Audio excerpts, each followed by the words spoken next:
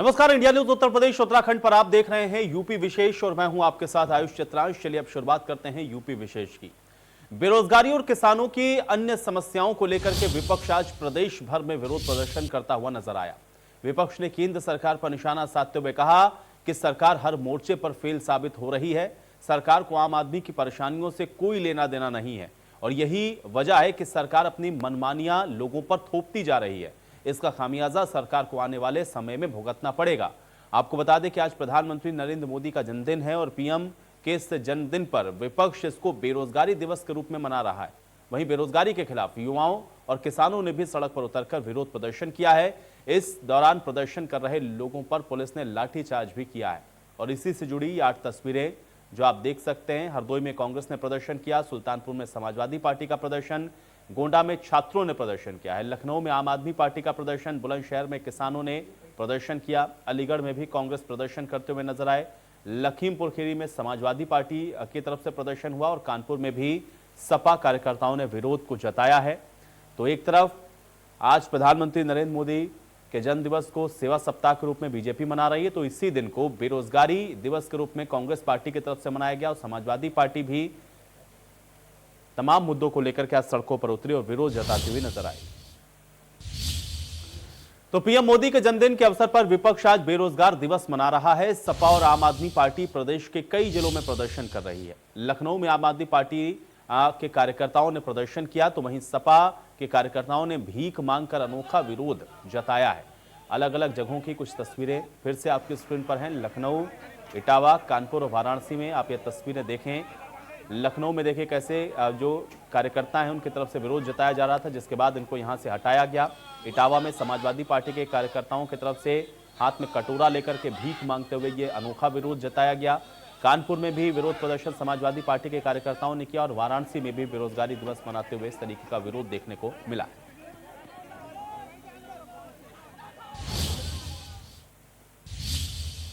तो कोरोना महामारी में जहां एक तरफ लोग एक दूसरे की मदद कर रहे थे, वहीं काफी लोग ऐसे भी थे जिन्होंने इस आपदा को अवसर में बदलने की गंदी सोच के साथ अपने मंसूबों को अंजाम भी दिया है। बुलंदशहर में पीएम केयर फंड से प्रवासी मजदूरों को उनके गंतव्य तक पहुंचाने की आड़ में जमकर सरकारी लूट की गई है। यह विशेष रिपोर्ट देखिए। कोरोना के इस आपदा को कुछ अधिकारियों ने निजी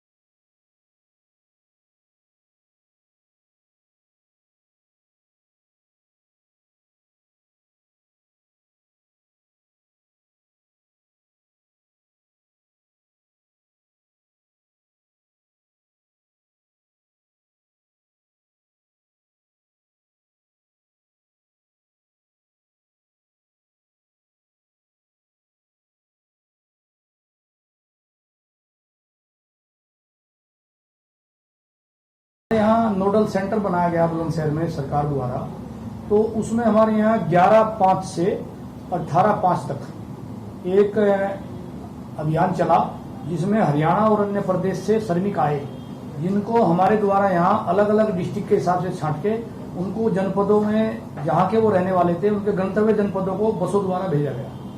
इसमें 8 दिन में हमारी 964 बसें भेजी हमारे द्वारा। इसमें हमारे द्वारा 30,075 यात्री भेजे गए, जिसका टोटल बाद में जो बिल अमाउंट जो उसका बना 11,40,40,40 रुपए बना, जो शासन द्वारा परिवहन विभाग को जिला अधिकारी माध्यम से भिजवा दिया गया। एआरएम साहब का कहना है कि प्रवासी मजदूरों को घरों तक पहुंचाने का किराया निर्धारण नीति लखनऊ से बनाई गई थी और उसी के अनुरूप बिल बनाकर भेज दिया गया। हालांकि ये किराया मजदूरों से नहीं लिया गया, बल्कि पीएम केयर फंड से रियम्बर्स कराया गया। मगर सवाल तो यही है कि जिन लोगों ने संकट के दौर में पीएम केयर फंड में पैसा भेजा, वो क्या इसलिए भेजा था कि अधिकारी उसकी बंदरबांट करे? Bureau report, India news, Uttar Pradesh, Uttarakhand. तो वहीं रक्षा मंत्री राजनाथ सिंह ने राज्यसभा में कहा कि 15 जून को गलवान घाटी में हुई हिंसक झड़प में हमारे 20 जवान शहीद हुए। पीएम मोदी ने लद्दाख में जाकर जवानों का हौसला बढ़ाया। रक्षा मंत्री ने यह भी कहा कि बॉर्डर पर तनाव रहेगा तो द्विपक्षीय रिश्तों पर असर आएगा ही। राजनाथ सिंह ने इसके आगे यह भी कहा कि शांति बहाल करने के लिए कई समझौते किए गए। चीन औपचारिक सीमाओं को नहीं मानता, उसकी कथनी और करनी में फर्क है। हमारे जवानों ने चीन को भारी क्षति पहुंचाई। चीन ने एलएसी की यथास्थिति को बदलने की कोशिश की। राजनाथ सिंह ने यह भी कहा कि हमारी सेनाएं सीमा पर मजबूती के साथ डटी हुई हैं। राजनाथ सिंह ने आगे यह भी कहा कि हम इस मुद्दे को शांतिपूर्वक ढंग से सुलझाना चाहते हैं और हम ये चाहते हैं कि चीन का पक्ष हमारे साथ मिलकर काम करे। हमारी सरकार ने भी सीमावर्ती बुनियादी ढांचे के विकास के लिए बजट को पिछले स्तर से लगभग दोगुना किया है। अभी तक इंडिया चाइना के बॉर्डर एरियाज में commonly delineated line of actual control नहीं है और एलएसी को लेकर दोनों का परसेप्शन भी यह अलग अलग है। इसलिए पीस और ट्रैंक्विलिटी बहाल रखने के लिए दोनों देशों के बीच कई तरह की एग्रीमेंट्स और प्रोटोकॉल्स भी हुए हैं। इन समझौतों के तहत दोनों देशों ने यह माना है कि एलएसी पर शांति और स्थिरता बहाल रखी जाए, जिस पर एलएसी की अपनी अपनी रेस्पेक्टिव पोजीशंस और बाउंड्री क्वेश्चंस का कोई प्रभाव नहीं पड़ेगा। इस आधार पर वर्ष 1988 के बाद से दोनों देशों के बाइलेटरल रिलेशंस में काफी विकास भी हुआ है। भारत का मानना है कि बाइलेटरल रिलेशंस को विकसित किया जा सकता है तथा साथ ही साथ बाउंड्री के मुद्दे के समाधान के बारे में चर्चा भी की जा सकती है। यह हम दोनों काम कर सकते हैं, परंतु एलएसी पर पीस और ट्रैंक्विलिटी में किसी भी प्रकार की गंभीर स्थिति का बाइलेटरल रिलेशंस पर निश्चित रूप से असर पड़ेगा। यह बात भी दोनों पक्षों को अच्छी तरह समझनी चाहिए। चाइना अरुणाचल प्रदेश की सीमा से लगे हुए लगभग 90,000 स्क्वायर किलोमीटर भारतीय क्षेत्र को भी अपना ही बताता है। सभापति महोदय, भारत तथा चाइना दोनों ने औपचारिक तौर पर यह माना है कि सीमा का प्रश्न एक जटिल मुद्दा है, जिसके समाधान के लिए पेशेंस की आवश्यकता है तथा इस मुद्दे का फेयर, रीजनेबल और म्यूचुअली एक्सेप्टेबल समाधान शांतिपूर्ण बातचीत के द्वारा निकाला जाए। ये दोनों इस बात पर सहमत हैं। अंतरिम रूप से दोनों पक्षों ने यह मान लिया है कि सीमा पर शांति और स्थिरता बहाल रखना द्विपक्षीय संबंधों को बढ़ाने के लिए यह नितांत आवश्यक है। 1993 और 1996 के समझौते में इस बात का जिक्र है कि एलएसी के पास दोनों देश अपनी सेनाओं की संख्या कम से कम रखेंगे। समझौते में यह भी है कि जब तक बाउंड्री इशू का पूर्ण समाधान नहीं होता है, तब तक एलएसी को स्ट्रिक्टली रेस्पेक्ट और एडहर किया जाएगा और उसका उल्लंघन किसी भी सूरत में नहीं किया जाएगा। सभापति महोदय, इन समझौतों में भारत व चाइना एलएसी के क्लैरिफिकेशन द्वारा एक कॉमन अंडरस्टैंडिंग पर पहुंचने के लिए भी प्रतिबद्ध हुए थे, पूरी तरह से कमिटेड थे। इसके आधार पर 1990 से 2003 तक दोनों देशों द्वारा एलएसी पर एक कॉमन अंडरस्टैंडिंग बनाने की कोशिश की गई, लेकिन इसके बाद चाइना ने इस कार्रवाई को आगे बढ़ाने पर अपनी सहमति नहीं जताई। इसके कारण कई जगहों पर चाइना तथा भारत के बीच एलएसी परसेप्शंस में ओवरलैप बराबर बना रहता है। इन क्षेत्रों में तथा बॉर्डर के कुछ अन्य इलाकों में दूसरे समझौतों के आधार पर दोनों की सेनाएं फेस ऑफ आर्ड की स्थिति का बराबर समाधान निकालती हैं, जिससे कि शांति कायम रहे। अभी तक वहीं बलिया में बीजेपी नेता शिव कुमार ने गंभीर आरोप लगाए और अपनी ही पार्टी के विधायकों पर यह गंभीर आरोप लगाए गए हैं। विधायक सुरेंद्र नाथ सिंह पर हत्या करवाने का आरोप लगाया गया। बैरिया एसएचओ अपराधियों से मिलकर मेरी हत्या करवा सकते हैं, यह गंभीर बात कही गई। सीएम, प्रमुख सचिव, विधानसभा अध्यक्ष, डीएम और एसपी से वो शिकायत करेंगे। मेरे और 14 साथियों पर फर्जी मुकदमे भी दर्ज करवाए गए, ये आरोप भी लगाए गए। फर्जी मेडिकल के तहत मुकदमा दर्ज हुआ। बीजेपी नेता ने फिर ये बात भी कही, विधायक सुरेंद्र नाथ सिंह ने कई फर्जी मुकदमे मेरे ऊपर दर्ज करवाए, ये बात बीजेपी नेता की तरफ से कही गई। हमारे क्षेत्रीय विधायक माननीय सुरेंद्र नाथ सिंह जी हैं, इनके इशारों पर अगर ये कोई भी गलत कार्य कर रहे हैं, इनका अगर विरोध कर दिया जाए, ये विधायक जी गलत कार्य है, इसको मत करिए, जनता के हित में नहीं है, उस विरोध के नतीजा होता है कि एसओ बैरिया जो विरोध करता है उसके ऊपर मुकदमा लिख देते हैं। हमें आशा भी और शंका भी है कि विधायक के कहने पर एसओ बैरिया, संजय त्रिपाठी अपराधियों के साथ मिलकर हमारी हत्या भी करा सकते हैं। तो बागपत में जहरीली शराब से 7 लोगों की मौत का मामला अब तूल पकड़ता हुआ नजर आ रहा है और सपा ने प्रशासन को 72 घंटे का अल्टीमेटम दिया था और अब कल सपा कलेक्ट्रेट का घेराव करने वाले। सपा ने पीड़ित परिवार को 10 लाख का मुआवजा और शराब माफिया गिरोह के सरगना की गिरफ्तारी की मांग की थी, लेकिन न तो पीड़ित परिवार को मुआवजा मिला, न ही शराब माफिया की गिरफ्तारी हुई, जिसके बाद अब सपा कल कलेक्ट्रेट पर प्रदर्शन करेगी। सपा नेता अभयवीर ने यह भी कहा कि माफियाओं को पुलिस का संरक्षण मिल रहा है। पार्टी बागपत में गुस्से में है। कल हम कलेक्ट्रेट पे बागपत पे एक बड़ा आंदोलन करने जा रहे हैं और इस आंदोलन की आवश्यकता आज हम समाजवादियों को इसलिए पड़ी कि बागपत में 7 जवान मौत हो गई हैं और इस 7 जवान मौतों में जहरीली कच्ची शराब से ये मौतें हुई हैं, जिसमें जो पूरा सरगना एक चल रहा है और इस सरगने को पुलिस का संरक्षण मिला हुआ है। इनकी एफआईआर तक नहीं हुई है और एफआईआर से अलग आप ये देखिए व्यक्ति इन पे दबाव बनाया गया है कि ये अपनी जो पीड़ित पक्ष है वो अपनी बात ना उठा सके, उनको दबा दिया गया, कुचल दिया गया है यहाँ होती। और एक तो ऐसे में अब हम लोग समाजवादी, हमें राष्ट्रीय अध्यक्ष जी का भी इसमें सीधा हमें बताया गया है कि इसमें अगर प्रशासन बागपत का कार्रवाई नहीं कर रहा है तो ऐसे में हम क्योंकि आज 72 घंटों का टाइम भी कल पूरा हो। तो वहीं आपको बता दें कि गाजियाबाद में पहला डिटेंशन सेंटर उत्तर प्रदेश के अंदर बनने वाला है और इसकी मंजूरी राज्य सरकार की तरफ से दे दी गई है। अब इसको अंबेडकर आवास में बनाया जा रहा है, इस वजह से इसको लेकर के मायावती ने इस पर सख्त ऐतराज जताया है।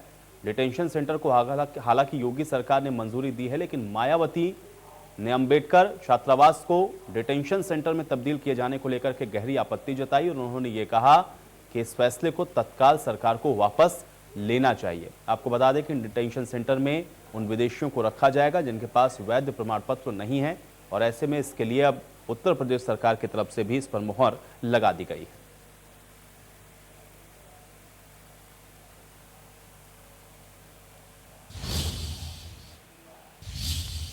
वैसे तो अभी 2022 विधानसभा चुनाव को लेकर के 1.5 साल हैं, लेकिन उत्तर प्रदेश कांग्रेस ने इसको लेकर के अपनी तैयारियां अभी से तेज कर दी हैं। अब 2022 चुनाव को लेकर के कांग्रेस की तरफ से अपने घोषणा पत्र को लेकर के तैयारियां तेज हो चुकी हैं। इस बारे में कांग्रेस की विधानमंडल दल की नेता आराधना मिश्रा से खास बातचीत की है हमारे संवाददाता विजय मिश्रा ने। प्रदेश विधानसभा चुनाव में अभी 1.5 वर्ष है, लेकिन अभी से ही कांग्रेस की तरफ से इस बात को लेकर के चर्चा शुरू हो गई है कि किस तरह से 2022 विधानसभा चुनाव को लेकर के उनकी तैयारियां आगे बढ़ेंगी। हालांकि इस बीच ये बात भी अब सामने आई है कि शायद मैनिफेस्टो को भी लेकर के जो घोषणा पत्र है उसको किस तरह से किस स्वरूप में रखा जाएगा, उसकी भी तैयारियां तेज हो गई। हमसे बातचीत करने के लिए इसमें नेता विधानमंडल दल आराधना मिश्रा जी, इनसे हम बातचीत करते हैं कि किस तरह से मैनिफेस्टो की तैयारी है और मैनिफेस्टो में इस बार उत्तर प्रदेश को कांग्रेस क्या क्या लेकर के आ रही है और किन विषयों पर विशेष रूप से ध्यान दिया जा रहा है। ये जानकारी है कि शायद मैनिफेस्टो को लेकर के आपकी बैठकों में चर्चा शुरू हो गई है। किस तरह का पूरा मैनिफेस्टो इस बार रहने वाला है? आभार व्यक्त करना चाहती हूँ प्रियंका गांधी जी का कि 2022 के चुनाव की तैयारी उनके नेतृत्व में कांग्रेस ने अभी से शुरू कर दी है और मैनिफेस्टो कमेटी है, आउटरीच कमेटी है, कोऑर्डिनेशन कमेटी है, ट्रेनिंग कमेटी है, ये सारी कमेटीज़ का जारी हो चुकी हैं, गठन हो करके उनको जारी कर दिया गया है और सभी वरिष्ठ लोग एक एक कमेटी के इंचार्ज बनाए गए हैं जो अपना काम कर रहे हैं। इसी तरह से मैनिफेस्टो कमेटी जो मुझे लगता है कि किसी भी चुनाव का आधार होता है उसका, पार्टी के लिए उसका मैनिफेस्टो, उसकी सलमान खुर्शीद जी जो पूर्व मंत्री भी हैं और सांसद भी रहे, वरिष्ठ अधिवक्ता भी हैं सुप्रीम कोर्ट के, उनको इस कमेटी का इंचार्ज बनाया गया है और उनके नेतृत्व में इस कमेटी में क्या मुद्दे होंगे जिनको लेकर के पार्टी चुनाव में जनता के बीच में जाएगी। बहुत सारे विषय हैं, जैसे किसानों के मुद्दे हैं, उसमें भी जैसे गन्ना किसान का मुद्दा है, आलू किसान का मुद्दा है, नौजवानों के लिए रोजगार का मुद्दा है, महिलाओं की सुरक्षा से जुड़े मामले हैं, जो अनऑर्गेनाइज सेक्टर में जो आर्थिक मंदी के वजह से जो समस्याएं आई हैं उनको लेकर के बहुत सारी चीज़ें हैं, और आंगनवाड़ी और आशा बहू और डॉक्टर्स, अधिवक्ता, उसमें एक कॉम्प्रिहेंसिव प्लान तैयार किया जा रहा है जो समाज के हर वर्ग से, यहाँ तक कि मीडिया को भी उसमें हमारे मैनिफेस्टो में इंक्लूड किया गया है कि ऐसे मुद्दे होने चाहिए, क्योंकि ऐसा लगता है गैर कांग्रेसी सरकारों ने इस उत्तर प्रदेश के विकास के लिए तो कुछ नहीं किया, पर उसको पीछे की ओर ले गए। 30 साल में जिस तरह से आर्थिक रूप से उत्तर प्रदेश कमज़ोर हुआ, उसका सबसे बड़ा प्रमाण जो है हमें लॉकडाउन के समय दिखाई दिया, क्योंकि एक बहुत बड़ा तबका जो उत्तर प्रदेश में बेरोजगारी कारण अन्य राज्यों में गया था कमाने, वो वापस आया। तो ये एक बहुत बड़ी एनालिसिस है और इसी सब को ध्यान में रखते हुए मैनिफेस्टो प्रिपेयर किया जा रहा है। इसमें लोकल मुद्दे भी लिए जाएंगे, कॉन्स्टिट्यूएंसी वाइज भी मुद्दे हम इंक्लूड करेंगे। तो ये एक बहुत ही कॉम्प्रिहेंसिव प्लानिंग है। इसको हर जिले में ले जाएंगे हम, पहले कमिश्नरी लेवल पे, फिर जिले ले जाएंगे। तो एक कॉम्प्रिहेंसिव प्रिपरेशन है मैनिफेस्टो की, जिसकी शुरुआत हो गई है। मुख्य रूप से क्या कुछ मुद्दों की जानकारी? तो वहीं सीएमएस आरडीएसओ कैंपस के द्वारा हॉकी के महान खिलाड़ी मेजर ध्यानचंद की स्मृति में वर्चुअल खेलकूद समारोह का आयोजन किया गया, जिसके अंतर्गत थाईलैंड और देश के कई प्रतिष्ठित स्कूलों के खिलाड़ियों ने अपनी फिटनेस और खेलकूद से संबंधित प्रविष्टियों को प्रतियोगिता हेतु भेजा है।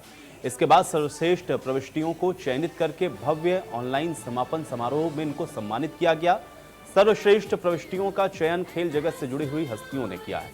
वर्चुअल खेलकूद समारोह स्पर्धा के समापन एवं पुरस्कार वितरण समारोह में मुख्य अतिथि चेतन शर्मा ने खिलाड़ियों की हौसला अफजाई की। छात्रों का कहना था कि खेल प्रतियोगिताएं विश्व के लोगों में एकता स्थापित करने में अपनी अहम भूमिका निभाती।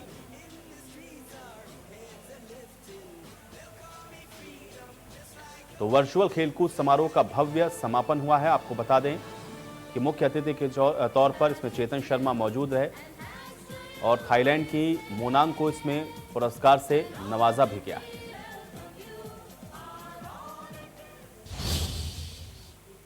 और चलिए इसी के साथ उत्तर प्रदेश विशेष में मेरे साथ फिलहाल इतना ही।